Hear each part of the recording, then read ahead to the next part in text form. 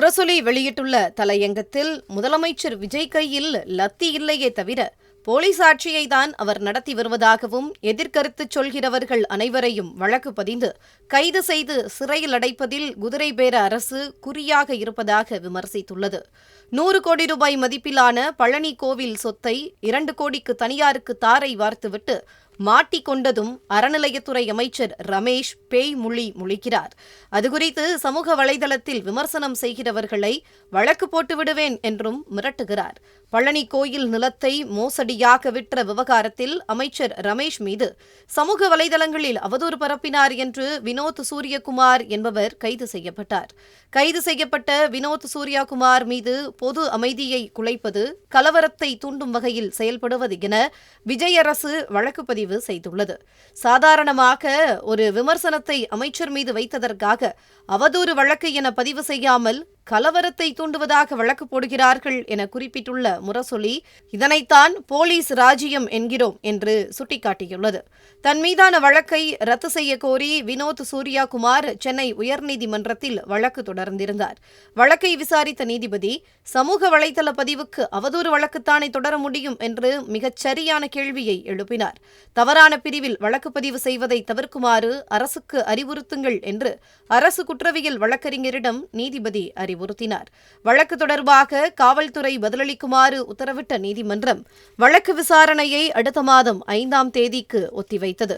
தன் மீதான விமர்சனங்களை தாங்க முடியாமல் இதுபோல மிரட்டுவதை விஜய் அரசு வழக்கமாக வைத்துள்ளதாக முரசொலி தெரிவித்துள்ளது. விஜய் அரசின் போலீஸ் ராஜ்யத்துக்கு எத்தனையோ உதாரணங்களை சொல்ல முடியும். யூடியூபில் விஜய் அரசு மீது கடுமையான விமர்சனங்களை வைத்தார் என்று ஜூன் 8ஆம் தேதியன்று மதுரையில் மாரிதாஸ் கைது செய்யப்பட்டார். நீதிமன்றம் அவரை சொந்த ஜாமீனில் விடுவித்தது. முதலமைச்சர் விஜய் நடிகை த்ரிஷாவுடன் பிறந்தநாள் கொண்டாடியது குறித்து விமர்சனம் செய்து வீடியோ ஒன்றை பதிவிட்ட கிருஷ்ணகிரியைச் சேர்ந்த திமுகவின் ஜென்சி ஒருங்கிணைப்பு குழு உறுப்பினர் அன்பானந்தத்தை உடனடியாக தேடி போலீஸ் வந்துவிட்டது.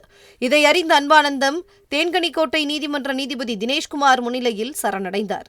அவரை விசாரிக்க நீதிபதி அனுமதித்தார். ஒருநாள் போலீஸ் விசாரணையில் இருந்த அன்பானந்தத்தை நீதிபதியே நிபந்தனை ஜாமீனில் விடுவித்துவிட்டார். முன்னாள் அமைச்சர், முன்னாள் சட்டமன்ற உறுப்பினர் அனிதா ராதாகிருஷ்ணனை படுத்திய பாட்டை நாடறியும்.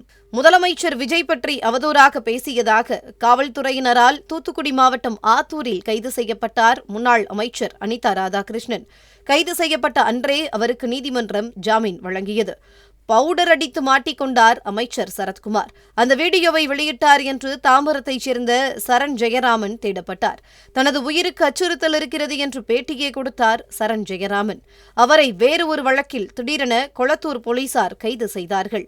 வழக்கை விசாரித்த சென்னை எழும்பூர் நீதிமன்ற நடுவர், போலீசார் சட்டப்படியான சரியான நடைமுறைகளை பின்பற்றாமல் இந்த கைதை மேற்கொண்டுள்ளனர் என்று சுட்டிக்காட்டினார். காவல்துறை தரப்பின் ரிமாண்ட் கோரிக்கையை ஏற்க மறுத்த நீதிமன்றம் சரண் ஜெயராமனின் கைதை உடனடியாக ரத்து செய்து அவரை விடுதலை செய்ய உத்தரவிட்டது.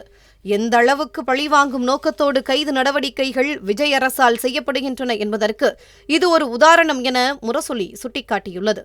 புதிய தலைமுறை தொலைக்காட்சியில் விவாதங்கள் நடத்தும் ஊடகவியலாளர் விஜயனை விசாரணை என்ற பெயரால் மிரட்டி அனுப்பியிருக்கிறார்கள். குதிரை பேரத்தால் உருவான விஜய் ஆட்சி மற்றவர்கள் மீது குதிரை பேர குற்றச்சாட்டை வைத்து திசை திருப்பி வருகிறது. இதில் சம்பந்தப்பட்ட ஒருவர் ஊடகவியலாளர் விஜயனிடம் பேசியதாக சொல்லி அவரை திருவல்லிக்கேணி காவல்துறை விசாரணைக்கு அழைத்து மிரட்டியுள்ளனர். விஜயனை இரவு 10 மணி முதல் 12 மணி வரையும் விசாரணை செய்துள்ளார்கள். அவர் வீட்டிற்கு சென்றவுடன் மீண்டும் 2 மணிக்கு வரச்சொல்லி விசாரணை செய்துள்ளனர். மீண்டும் காலை 11 மணிக்கு வரவைத்து 11 மணி முதல் 5 மணி வரை விசாரணை என்று அலைக்கழித்துள்ளனர். அப்போது அவரிடமிருந்த மொபைல் போனையும் பறிமுதல் செய்துள்ளனர். இந்த விசாரணையில் யார் பெயரையாவது சொல்லுங்கள் என்று தொடர்ந்து கேட்கப்பட்ட கேள்விகள் ஏற்றுக்கொள்ள முடியாதவை என்றும் அடிப்படை உரிமைக்கும் கருத்துரிமைக்கும் எதிரான செயல் என்றும் சென்னை பத்திரிகையாளர் மன்ற பொதுச் செயலாளர் ஆசிப் தெரிவித்திருப்பதை குறிப்பிட்டுள்ள முரசொலி நாளேடு, குற்றங்கள் அதிகமாகிவிட்டன. தாவேக நிர்வாகிகள் செய்யும் குற்றச்செயல்களும் அதிகமாகிவிட்டன. ஊழல்கள் தொடங்கிவிட்டன.